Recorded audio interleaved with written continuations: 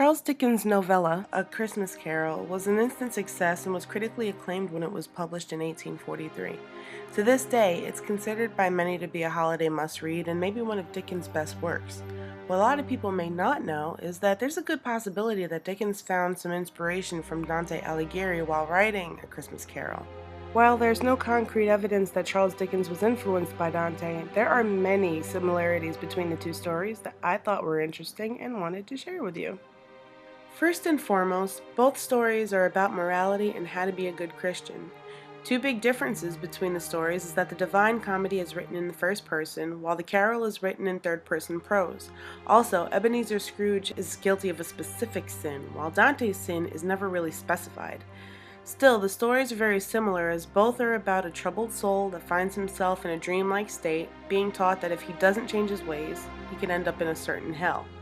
In the very beginning of both stories, the main characters encounter three obstacles.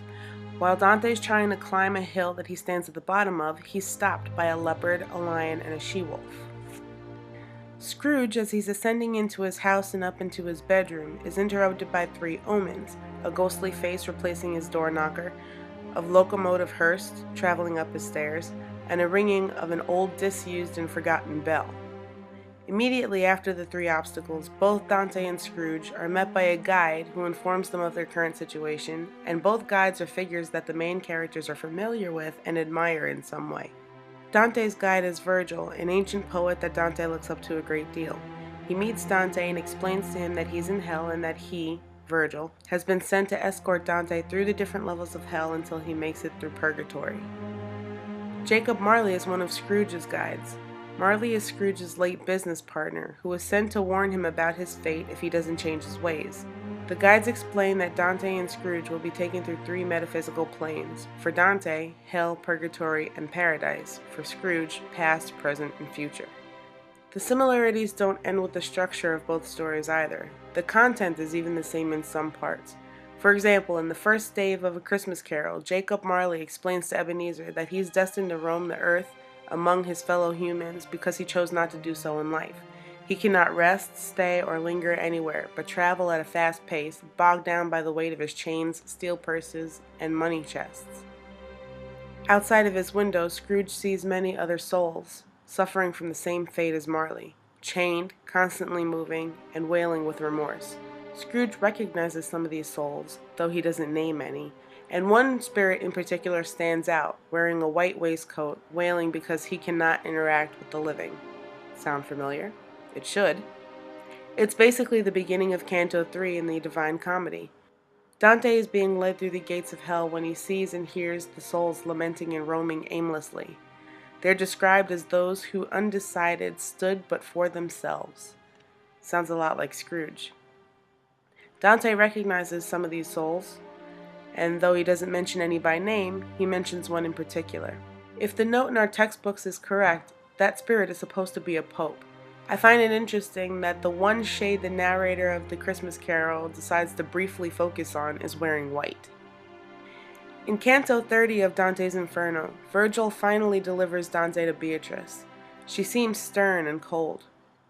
She asks him if he's strayed from the righteous path since her death, and he admits that he had. She has him look at his reflection in a river, and he's overcome with immense shame. She asks him to look her in the face, and when he does, his suffering becomes greater. He's so remorseful that he faints, and when he comes to, there's another character named Matilda there that helps him wash away his sins. This whole scenario reminds me of the fourth stave in the Christmas Carol, when the ghost of Christmas Yet to Come leads him through the stages of seeing a man dead in his bed, hearing people around the town joke about the dead man, and then forcing Scrooge to see his own grave. Scrooge is overcome by shame and fear and begs to be given a second chance to make things right.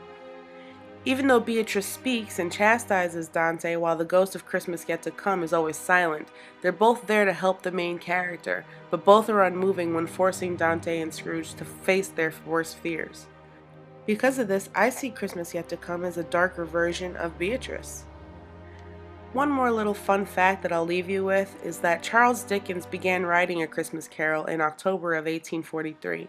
He completed it in November and published it in December of that year. In 1844, the very next year, he began touring Italy with his family, and while there he wrote a book called Pictures from Italy, in which he mentions Dante. He visits the Stone of Dante, a site where Dante frequently sat to contemplate before his exile. So he clearly knew who Dante was, and it's interesting to me that he ventured to Italy the year after his novella, which in some parts is a mirror image of Dante's Inferno, was published. Again, there's no concrete evidence to prove that Dickens borrowed his ideas from Dante Alighieri, but for me, there are too many parallels for them to be a coincidence.